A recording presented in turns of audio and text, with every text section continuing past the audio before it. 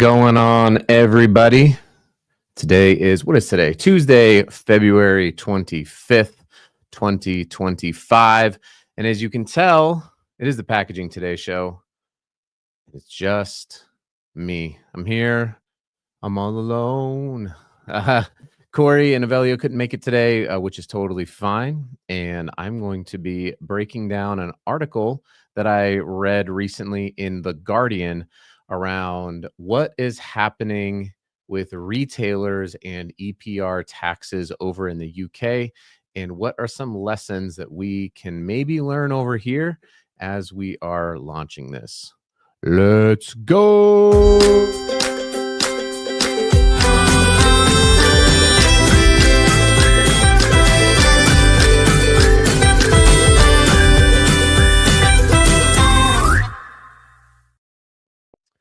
All right, so I saw this article right over here.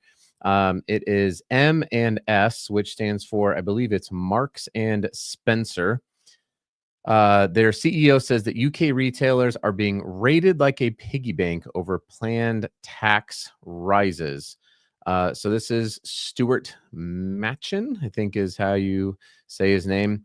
And this rating on taxes is all about EPR laws. And so and other things, right? So it says here they're going to have to lower insurance contributions. They might have to lower wages. And this is all because of the EPR tax bill, which they are estimating is going to cost them, I believe it was 400 million pounds. And the rest of the UK retailers, the larger ones, collectively are estimating it's going to be around 2 billion pounds of fees going straight to the Treasury, and that it won't improve recycling. All right. So if you do me a favor, help me get through this. If you're watching this live here, drop a comment, because I got plenty of things that I can talk about, but I want to talk about things that you want to talk about, especially relating to this article. So this was just dropped here in the month of February. See here, February 9th. So here is why this is such a big deal, at least why I think it's such a big deal.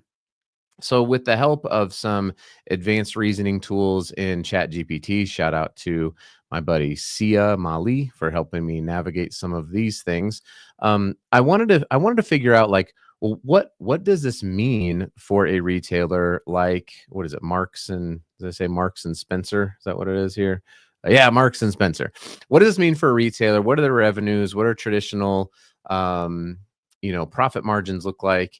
And this is very, very consequential. So if this is in fact what is being reported, and I don't know, I couldn't quite dig in enough to find out, is this actually going to be for, what was it, 400 or 40 billion? Let me see what the number was. 40 million pounds a year for Marks and Spencer.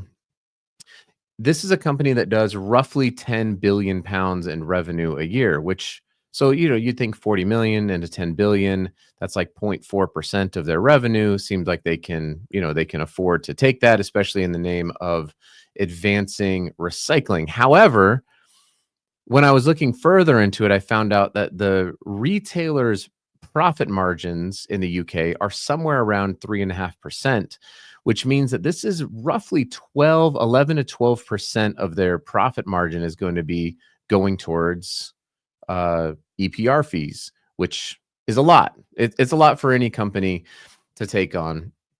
And this is kind of the consequence that I think that we really need to cover and understand here in the US, is that it may, if this isn't going towards recycling, and I've said this now multiple times, that I walked through this in Colorado. I talked to friends of mine who worked within the education department in Colorado when cannabis was first legalized there, and it's still heavily taxed in various states, and EPR is rolling out similarly, right? Where state by state they are picking things up.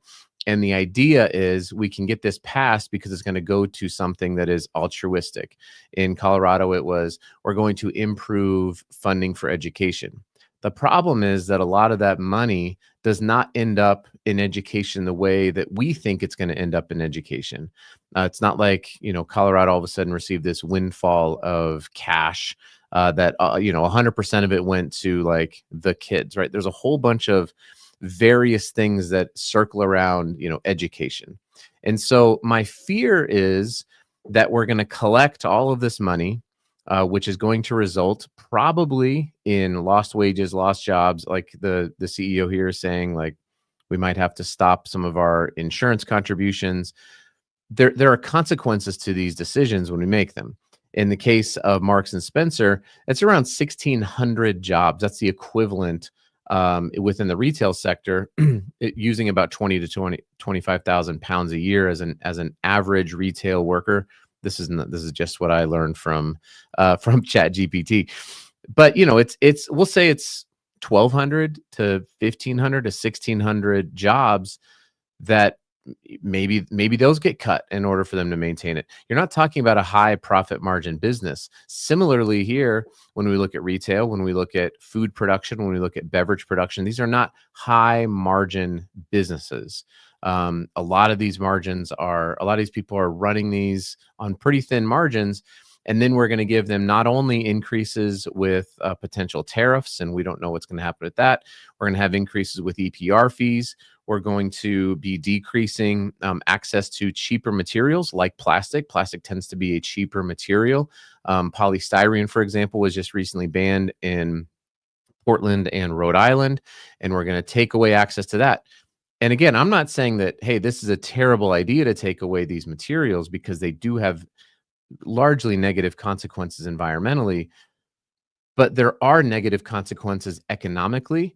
There are negative consequences to jobs, to insurance, to retailers being able to expand, to give raises and things like that. And so it's critically important for us here in the U.S. to take a lesson from what's happening, because it's already rolling out in the UK.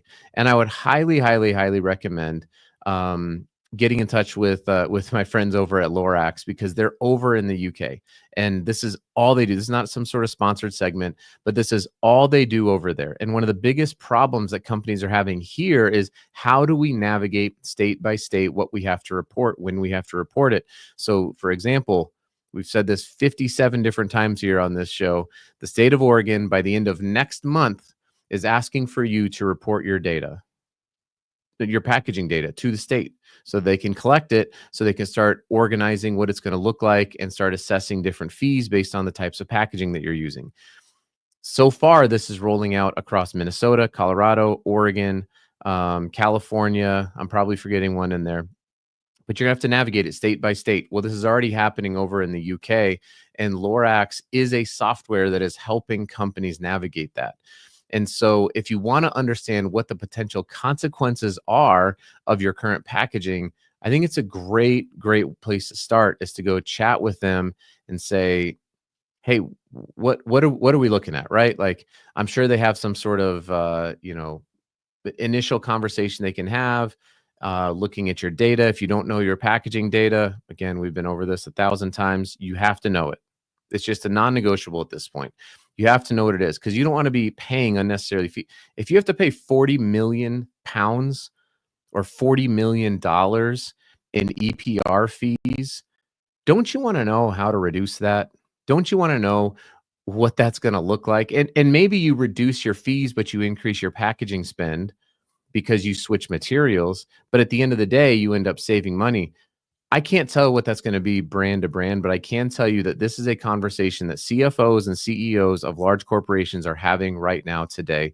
And it is super, super important for us to take these learnings from stories like what's happening at Marks and Spencer, to pay attention. That's why we're going and doing this show every single day, because we want to talk to you about the things that are happening right now and not just what happened last year. And so that's all I got for you today. No comments. It kind of hurt Hurt a little bit, but that's okay. I'm gonna make it through. It's a Tuesday, you know, it's the end of February. It's like summer here in Utah, by the way. It's 61 degrees. I got some iced tea yesterday, wore a t-shirt outside. It was awesome. So maybe we're kind of coming through here the end of the winter. Everyone's kind of getting out of their hibernation. But we'll be back tomorrow morning at 8:30. Hopefully I'll be joined by oh, we've got one comment. Thank you, Kay Lee, for the comment. It warms my heart. And Hugh, wow, you guys. I thought maybe the mic wasn't working. I couldn't tell. So I appreciate you both. We'll be back tomorrow morning at 8:30 a.m. Mountain Standard Time, right here on the internet. Appreciate the 3 comments. I had to beg and and feign emotional distress for now the 4 comments on this live stream. But appreciate you, Kaylee. Appreciate you, Hugh, for commenting. Everybody else, Chris Olson, I was glad that you were listening as well. Thank you all for tuning in. We'll be back tomorrow morning at the same bat time, same bat channel, right here, wherever YouTube, LinkedIn, wherever you're watching this. Thanks, everybody.